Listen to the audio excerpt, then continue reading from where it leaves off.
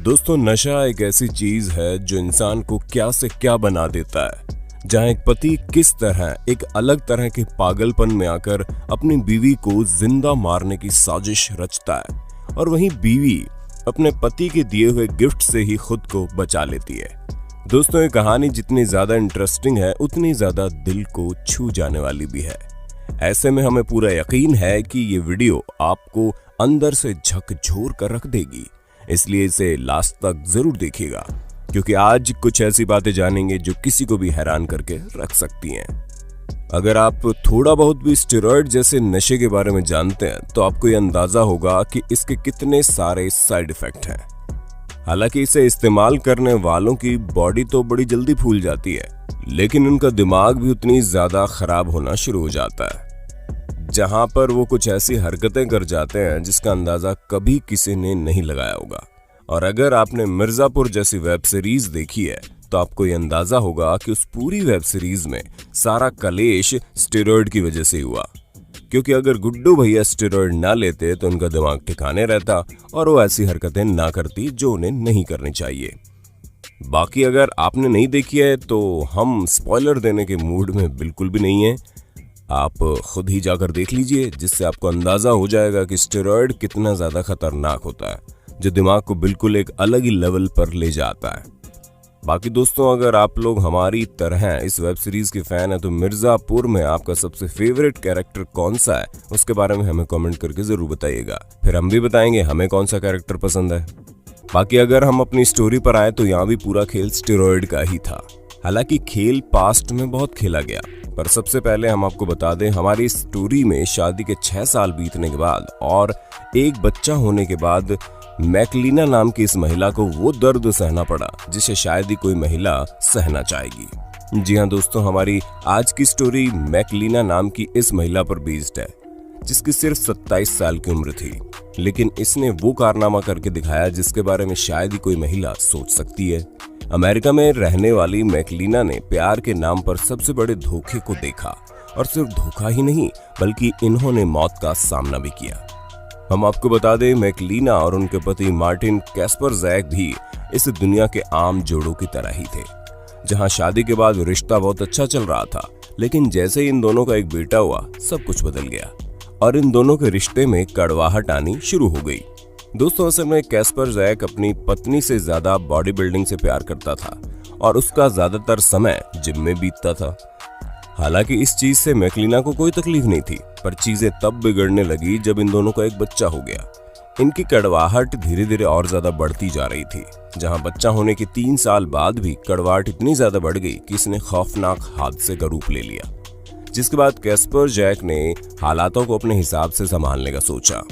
अगर हम इस स्टोरी की शुरुआत से बात करें तो इस रिश्ते में कड़वाहट पैदा होने के 6 साल पहले ही मैकलीना को कैस्परजैक तब मिला जब वो पोलैंड अपने माता पिता से मिलने आई थी।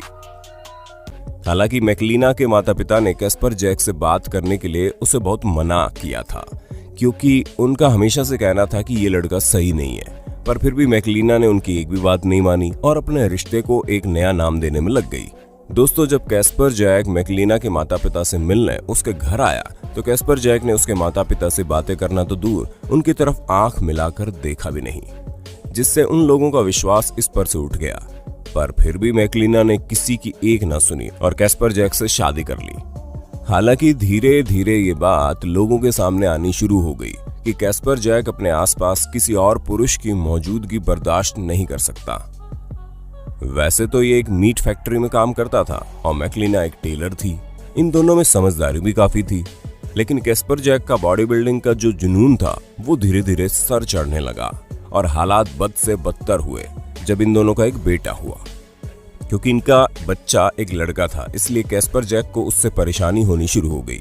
आप इसे एक साइकोटिक टाइप का इंसान कह सकते हैं, जो बिना किसी के कुछ किए ही अपने मन में लोगों के बारे में कुछ भी समझकर विचार बना लेता हो। और ठीक ऐसा ही कैस्परजैक का भी था। इनका बेटा, जिसका नाम जैकब था, उसे हमेशा कैस्परजैक उसके नाना नानी के घर भेजने में लगा रहता था। दोस्तों, हमें पूरी उम्मीद है कि आपको अपने होस्ट और दोस्त सैम की इस वीडियो में काफी मजा आ रहा होगा।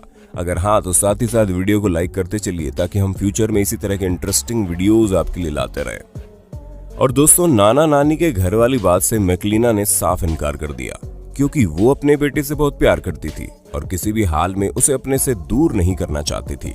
इसी बात का गुस्सा कैस्पर जैक जब स्टेरॉयड लेकर घर आता तो उतारता था, जिसकी वजह से हालात बहुत ज्यादा गंभीर होते चले गए, क्योंकि स्टेरॉयड में इस्तेमाल होने वाले केमिकल्स उसके दिमागी केमिकल्स के साथ अलग ही तरह की इक्वेशन बनाकर उसे और ज्यादा हिंसक बना रहे थे।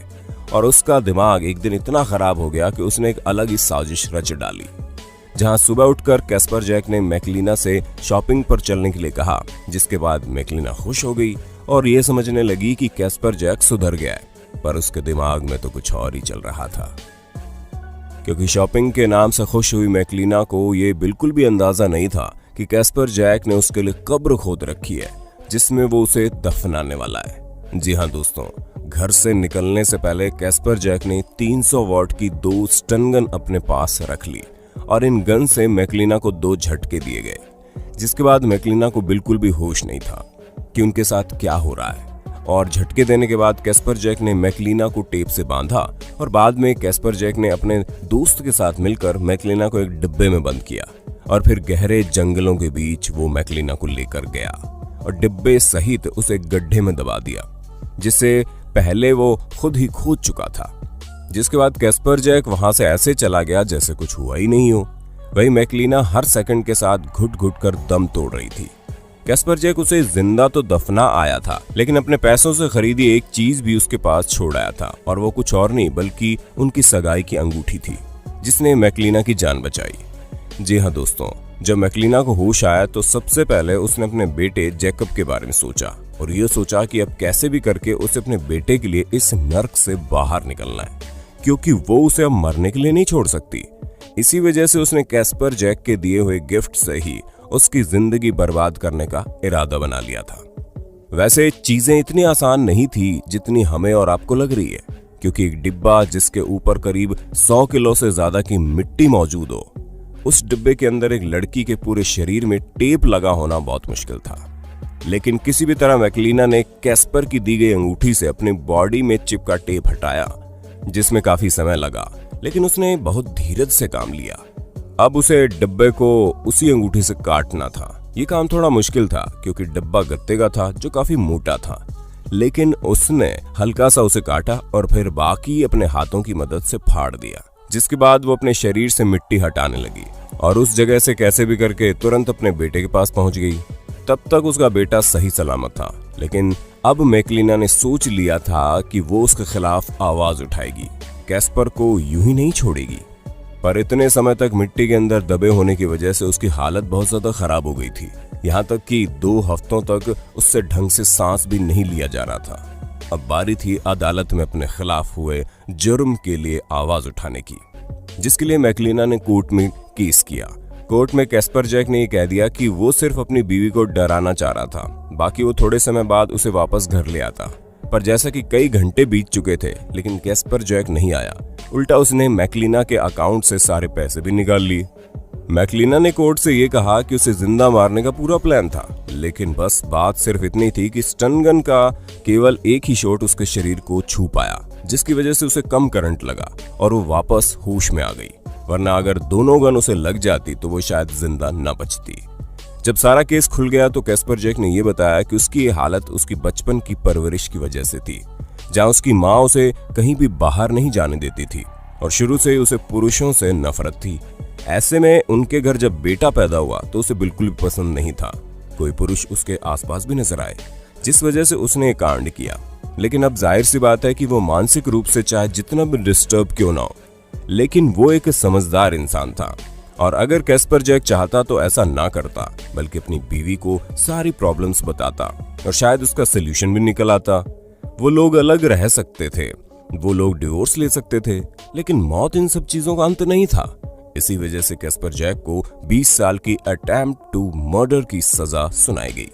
वहीं 32 साल के लिए उसके दूसरे जुर्म की सजा सुनाई गई, जिसे सुनकर आप भी हैरान हो जाएंगे। जी हाँ दोस्तों, उसके घर में जब पुलिस वालों ने तलाशी ली तो कैस्पर जैक के पास बम बनाने वाले कई सारे बारूद और खतरनाक हथियार मौजूद थे, जिससे ये भी पता चल रहा था कि वो वाकई काफी सनके किस्म का इंसान है, जो समाज के लिए बिल्कुल भी सही नहीं है। इसलिए उसे सालों की सजा सुनाकर जेल भेज दिया गया। दोस्तों, इस हादसे को आज कई साल बीत चुके हैं, लेकिन मैकलिना इस बात से बहुत खुश है कि वो अब अपने बेटे के साथ सुरक्षित है और एक खुशहाल जिंदगी जी रही है। हालांकि उसे कैस्पर जैक की याद तो बहुत आती है, लेकिन वो उसके द्वारा दिए गए दुख को भूल नहीं पाती। तो दोस्तों, आपका मैकलिना की इस स्टोरी के बारे में क्या कहना है, हमें कमेंट करके जरूर बताइए। और ऐसे इंटरेस्टिंग वीडियोस को लगातार देखने के लिए हमारे चैनल को लाइक, शेयर, सब्सक्राइब जरूर कर देना। धन्यवाद।